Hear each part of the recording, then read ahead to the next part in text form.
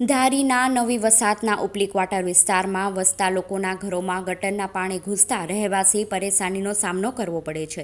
ત્યારે હાલ કમોસમી વરસાદનો કહેર ચાલુ છે, તેમજ ઉકરડા અને ગંદકીથી લોકો પરેશાન છે। નગરપાલિકાને અવારનવાર લેખિત રજૂઆત કરવા છતાં કોઈ ધ્યાન આપતું નથી। વરસાદ પડવાથી ગટરના ઢાંકણા ખુલ્લા હોવાથી ગટરના ગંધાતા પાણી ઘરમાં ઘૂસી જાય છે। આ વિસ્તારમાં આવી અનેક સમસ્યાનો હલ ક્યારે થશે એવી માંગ રહેવાસી દ્વારા કરી રહ્યા છે।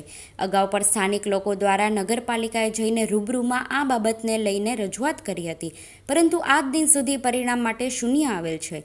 થોડા સમય બાદ જ્યારે ખરેખર ચોમાસું આવશે ત્યારે સ્થિતિ શું હશે?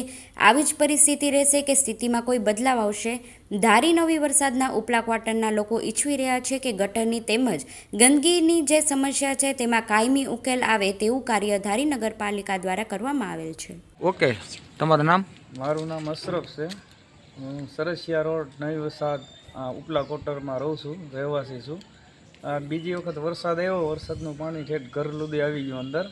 હવે આમાં અમારે રહેવું કેમ? તંત્રને 2 વખત રજૂઆત કરી, કોઈ છતાં આવતું નથી। કે યોગ્ય પગલાં લે સરકાર એવી અમારી નમ્ર વિનંતી કે 2 વખત રજૂઆત કરી। આ બીજી વખત તો પાણી ઠેઠ રૂમ સુધી આવી ગયા।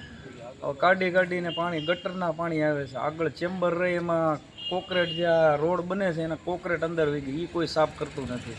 પાણી બધું એ ઉપરનું બધું અહીંયા ગટરનું અમારે આવે છે। સરકાર આને પગલાં લે એવી અમે અપેક્ષા છે। તમારું નામ શું છે? હે? મુમતાજબેન। મુમતાજબેન, શું તકલીફ છે મુમતાજબેન? અમારે જો આ પાણી ભરાણું છે, આ પહેલો વરસાદ થયો તો આખું ફળિયું ભરાઈ ગયું છે, એટલે ઘર સુધી ઘૂસી ગયું છે। એમાં નાના બચ્ચા છે, એમાં કેમ અમારે રહેવું? ગટરમાં 2 વખત રજૂ કરી તો કોઈ આવતું નથી। ચેમ્બરો કેટલી ભરાઈ ગઈ છે, કોઈ ગટર સાફ કરવા આવતું નથી। સુધરાઈએ લખાય એવા તોય કોઈ ધ્યાન દેતું નથી। આ બીમારી ફેલે તો આ કોણ જવાબદારી લે? અમારામાં કેમ રહેવું? કોઈ ધ્યાન દેતું નથી। ઘરમાં પાણી ઘૂસી ગયું છે, આજુબાજુમાં બધાને એ તકલીફ છે। કોઈ આવે છે ધ્યાન દેવા, કોઈ જોવા નથી આવતું, કોઈ ગટરનું કોઈ નિર્ણય નથી લેતું કે કેમ લેવું એમ। તમે તંત્રને રજૂઆત કરી હતી? અમે તંત્રને રજૂઆત કરી હતી, પણ કોઈ આવતું જ નથી। 2 વાર જઈએ એવા, 3 વાર જઈએ એવા। અત્યારે તમારું શું કહેવું છે? અમારે એ કહેવું છે કે અમને આ ન્યાય દે, આ સાફ કરવાનું કાંક તો નિર્ણય લાવે કે નહીં।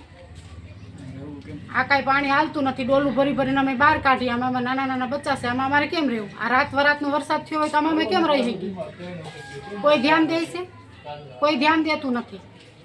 આ આવીને જોઈ જાય, મોકલો તમે વિડીયો ઉપર, અને આવીને તમે જોઈ જાઓ એટલી અમારી વિનંતી છે।